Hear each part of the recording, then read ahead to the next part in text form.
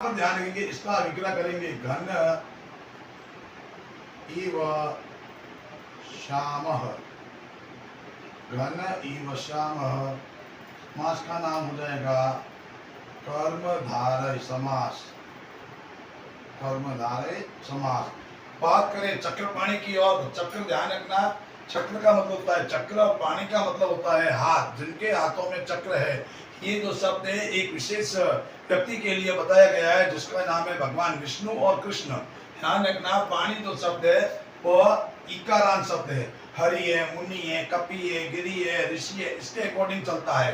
तो ध्यान रखना, चक्र है जिसके हाथ में, तो यहाँ पर प्यारे बच्चों लिखेंगे चक्र का चक्र ही लिखना है। और पाणी जो शब्द है, ध्यान रखना, में आते ही अधिकरण कारक लगता है और उसमें लगती है सप्तमी विभक्ति। तो पाणी जो शब्द है उसकी सप्तमी विभक्ति होगी पाणौ। यहाँ पर लिखेंगे चक्र पाणौ। और प्यारे बच्चों यहाँ को यहाँ जोड़ना है यस्य सह, ये हो जाएगा आपके बहुब्रीहि समास। बात करते हैं कृष्ण की ओर, तो ध्यान रखना प्यारे बच्चों उप लगता है, ध्यान रखना उसके पीछे शब्द में ध्यान रखना षष्ठी विभक्ति लगेगी। और उसके साथ ध्यान रखना आपको समीपम शब्द जोड़ना है।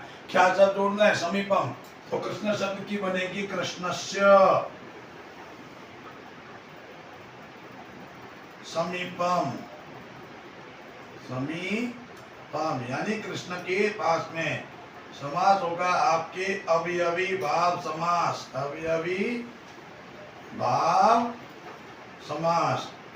बात करते हैं अगले की, तो ध्यान रखना सप्तऋषि। ध्यान रखना प्यारे बच्चों, जब किसी शब्द के अंदर जो है पहला जो शब्द होगा संख्यावाची होता है तो वहां पर द्विगु समास आता है। कैसा आता है? द्विगु समास। तो यहाँ पर ध्यान रखना द्विगु समास में आपको अनाम अनाम समाहारः, अनाम अनाम समाहारः।